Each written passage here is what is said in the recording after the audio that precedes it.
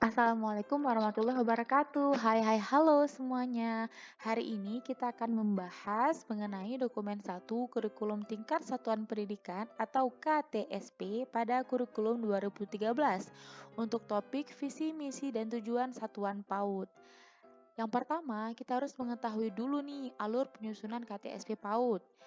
Yang pertama ada analisis konteks, yaitu membentuk TPKS atau Tim Penyusun Kurikulum Satuan yang terdiri dari kepala sekolah, guru, ketua yayasan, ketua komite, dan juga pengawas.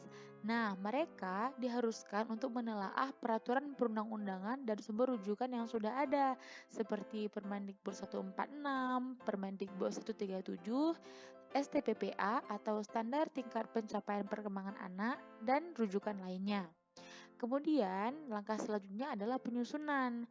Nah, mereka harus membuat rapat kerja dari hasil analisis konteks sebelumnya. Baru mereka mulai untuk menyusun kurikulumnya. Nah, setelah itu adanya langkah pengesahan, yaitu mengesahkan dokumen yang telah dibuat sebelumnya oleh Dinas Pendidikan daerah setempat. Dan yang terakhir adalah menerapkan dokumen yang telah disahkan sebagai tanggung jawab bersama. Nah, teman-teman juga harus mengetahui nih, hasil dari analisis konteks sebelumnya tadi untuk memahami perundang-undangan sebagai dasar pengembangan kurikulum, visi, misi, dan tujuan lembaga, serta strategi yang akan diterapkan nih pada satuan PAUD. Nah, jadi hasil dari semuanya adalah yang kita sebut sebagai dokumen KTSP. Nah, isi dokumen KTSP PAUD itu apa aja sih?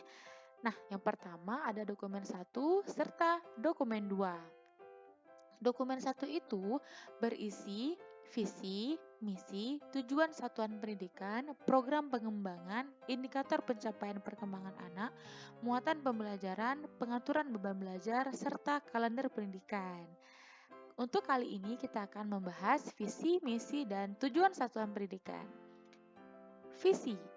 Visi merupakan harapan dan cita-cita jangka panjang satuan PAUD yang ingin diwujudkan dan diraih. Jadi, visi ini adalah sebagai arah dari satuan PAUD nih, mau jadi apa nih PAUD-nya. Juga visi mengandung pemahaman yang sama, baik dari guru, orang tua, serta PAUD-nya sendiri. Dan juga visi dapat dijadikan sebagai motivasi. Kita lihat ya contoh visi. Membentuk generasi yang sehat, cerdas, kreatif, mandiri, ceria, dan berakhlak mulia. Visi biasanya hanya terdiri dari beberapa kata atau cukup satu kalimat saja yang tegas, jelas, dan padat. Nah, sekarang kita akan melihat misi. Misi adalah upaya yang dilakukan satuan PAUD untuk mewujudkan rumusan visi. Misi dijadikan sebagai acuan penyusunan program yang ingin dikembangkan pada satuan PAUD. Misi juga membantu membuat lembaga PAUD untuk fleksibel dalam pengembangan kegiatan, serta misi dapat menggambarkan kekhasan dan keunggulan satuan lembaga PAUD yang ingin kita dirikan. Nah, cara penyusunan misi itu yang pertama, kita harus menjabarkan indikator yang ingin kita capai terlebih dahulu. Kemudian, kita tetapkan fasilitas apa saja nih yang dapat mendukung indikator pada misi. Nah, berikut contoh rumusan misi.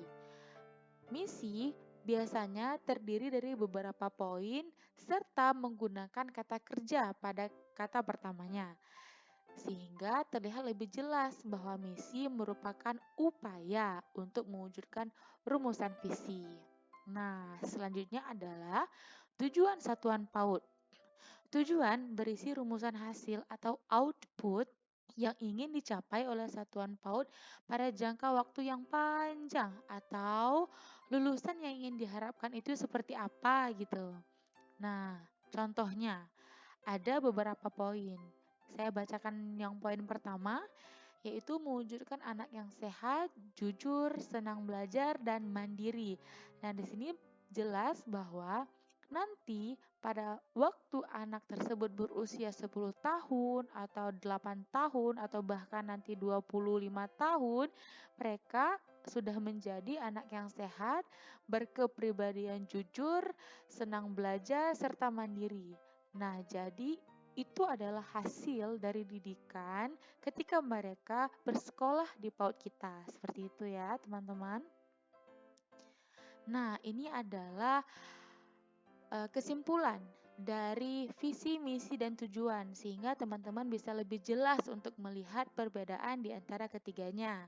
Visi merupakan harapan dan cita-cita jangka panjang, sedangkan misi upaya untuk mewujudkan harapan dan cita-cita. Dan tujuan sendiri adalah hasil yang terlihat pada jangka panjang atau lulusan sekolah. Nah, jadi, ayo wujudkan PAUD impianmu, buat impianmu jadi nyata. Tentukan konsep PAUD seperti apa yang kamu inginkan. Dan sekarang rancanglah visi, misi, dan tujuan lembaga PAUD yang kamu impikan.